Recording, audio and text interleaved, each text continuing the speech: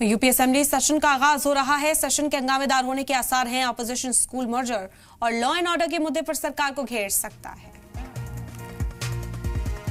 पर बहुत महत्वपूर्ण एजेंडे के साथ हम लोग इस सत्र में यहां पर मानसून सत्र में यहां पर उपस्थित हुए हैं।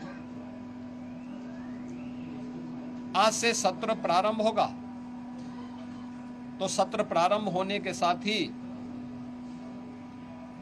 क्वेश्चन आवर, जिसमें माननीय सदस्यों के द्वारा जनता से जुड़े हुए महत्वपूर्ण मुद्दों को प्रश्न पूछे जाएंगे। 0 आवर में अपनी बातों को रखा जाएगा और सरकार की तरफ से उन सब का एक सार्थक जवाब भी उपलब्ध करवाया जाएगा। इसके साथ ही अन्य महत्वपूर्ण मुद्दों पर मानसून सत्र है, तो स्वाभाविक रूप से बाढ़ से वे मुद्दे भी उठ सकते हैं। इसके अलावा अत्यधिक बारिश के कारण जल जमाव से जुड़े हुए मुद्दे भी उठेंगे। सरकार के स्तर पर क्या कार्रवाई हो रही है, स्वास्थ्य से शिक्षा से जुड़े हुए मुद्दों पर सरकार ने पिछले 8 साढ़े 8 वर्ष के अंदर जो कुछ भी किया है, इन सब मुद्दों पर भी परिचर्चा होगी।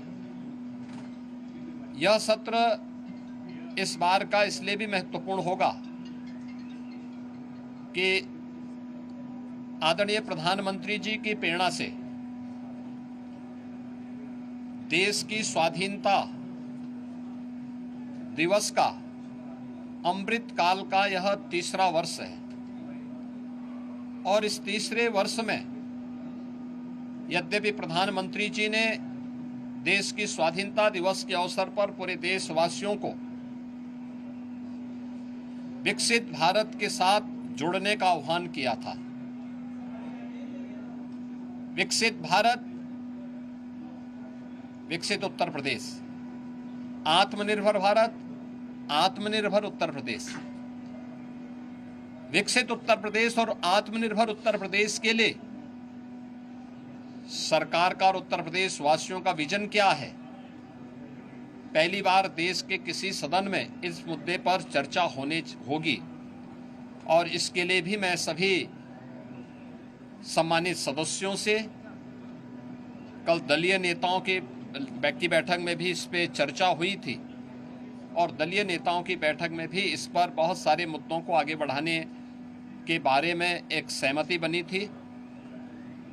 13 और 14 अगस्त को लगातार 24 घंटे तक उत्तर प्रदेश विधानमंडल में इस पे चर्चा होनी है और चर्चा के बाद सरकार के द्वारा कैसे इस विजन डॉक्यूमेंट को नीति आयोग के मार्गदर्शन में विशेषज्ञों के सहयोग के साथ आम जनता के साथ साथ हर तबके के नागरिकों की सहभागिता इसमें सुनिश्चित हो, इसको लेकर के विस्तृत कार्य योजना की घोषणा भी हम लोग सदन में करेंगे और उस कार्यक्रम को आगे बढ़ा करके आगामी 25 वर्ष की कार्य योजना को लेकर के सरकार अपने विजन को सदन के पटल पर रखेगी और उस कार्यक्रम को एक समय सीमा के अंदर तैयार करते हुए विकसित भारत, विकसित उत्तर प्रदेश के इस संकल्प को आगे बढ़ाने की चर्चा का केंद्र बिंदु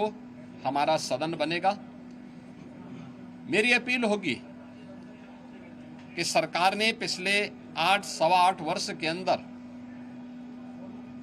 प्रदेश के विकास को लेकर के, प्रदेश की अर्थव्यवस्था को लेकर के, प्रदेश के इंफ्रास्ट्रक्चर को लेकर के, प्रदेश में गरीब कल्याण को लेकर के, समाज के हर एक तबके को लेकर के, क्या गांव है, क्या गरीब है, क्या किसान है, क्या श्रमिक है, क्या युवा है, क्या महिलाएं हैं, क्या व्यापारी हैं, इन सब के उत्थान के लिए बेहतरीन प्रयास किए हैं और उसकी चर्चा देश के अंदर भी होती है। देश उसको सराहता है। तमाम राष्ट्रीय और अंतर्राष्ट्रीय संस्थाओं ने उसकी मुक्त कंठ से प्रशंसा की है। उत्तर प्रदेश के परसेप्शन में जमीन आसमान का अंतर आया है, लेकिन उस सब के बावजूद हम स्वागत करेंगे उन सभी प्रस्तावों का जो सदन में चर्चा के लिए आएंगे, जनता से जुड़े हुए होंगे, उत्तर प्रदेश के विकास से जुड़े हुए होंगे, उत्तर प्रदेश के युवाओं से जुड़े होंगे। उन सभी मुद्दों पर चर्चा करने के लिए सरकार तैयार है। सरकार ने अपने कार्यक्रम का हिस्सा भी बनाया है कि इन सब पर जवाब सभी विभाग उसका उपलब्ध कराने के लिए तैयार होंगे, लेकिन एक सार्थक चर्चा हो, नकारात्मकता न आए, न्यूसेंस क्रिएट करके हम लोग जनता के जुड़े हुए मुद्दों पर समय को जाया न करने दें। ये मेरी अपील सभी अपने प्रतिपक्षी दलों से भी होगी कि वे इन सभी बातों को ध्यान में रख करके अगर सदन में इन मुद्दों पे चर्चा कराएंगे तो एक सार्थक चर्चा भी हो पाएगी, हम किसी निष्कर्ष पर पहुंच पाएंगे। लेकिन अगर वह अनावश्यक व्यवधान पैदा करके न्यूसेंस क्रिएट करेंगे तो जनता की अदालत में स्वयं ही प्रदेश की जनता जनार्दन उन्हें कटघरे में खड़ा करने का कार्य करेगी। और सदन में इन मुद्दों पे चर्चा हो, वे चर्चा भी करें, अपने प्रश्न भी पूछें। मुद्दों पर आधारित किसी भी चर्चा का जवाब देने के लिए और उस बहस को सार्थक स्तर तक पहुंचाने के लिए सरकार का पूरा सहयोग प्राप्त होगा। सरकार इसमें पूरी तरह तैयार है। मैं एक बार फिर से उत्तर प्रदेश विधानमंडल के सदन की कार्रवाई को प्रारंभ होने के अवसर पर प्रदेश भर से आए हुए सभी माननीय सदस्यों का हृदय से स्वागत करता हूं और मुझे विश्वास है कि स्वाधीनता दिवस के पूर्व हम लोग उत्तर प्रदेश के विजन डॉक्यूमेंट को प्रदेश के अंदर चर्चा का केंद्र बना करके आम जनमानस को पहली चर्चा का केंद्र विधान भवन, हमारी विधानसभा विधान परिषद में इस पर हो और उसके उपरांत आम जनमानस के भी हम इस मामले में सुझाव लेंगे, अलग अलग तबके के सुझाव लेंगे। फिर इसको लेकर के हम लोग उन सुझावों को कलेक्ट करने के साथ ही उत्तर प्रदेश को एक व्यापक कार्य योजना देने में सफल होंगे। वो विजन डॉक्यूमेंट के रूप में विशेषज्ञों के साथ मिलकर के आगे बढ़ेगा और जब भारत 2047 में विकसित होगा तो उत्तर प्रदेश भी विकसित भारत की यात्रा में विकसित उत्तर प्रदेश बनकर के तैयार हो। इस विश्वास के साथ यह चर्चा का केंद्र बिंदु हमारा सदन बन सके। सभी सम्मानित सदस्यों से मेरी अपील होगी, इस पूरे कार्यक्रम में भाग लेने वाले सभी सम्मानित सदस्यों को मेरी शुभकामनाएं हैं। धन्यवाद। अखिलेश यादव ने 24 घंटे सदन चलाने को लेकर कहा है कि पागलपन है। देखिए, ये विकास के प्रति सरकार और भारतीय जनता पार्टी की प्रतिबद्धता है। स्वाभाविक रूप से उनके एजेंडे में विकास नहीं है।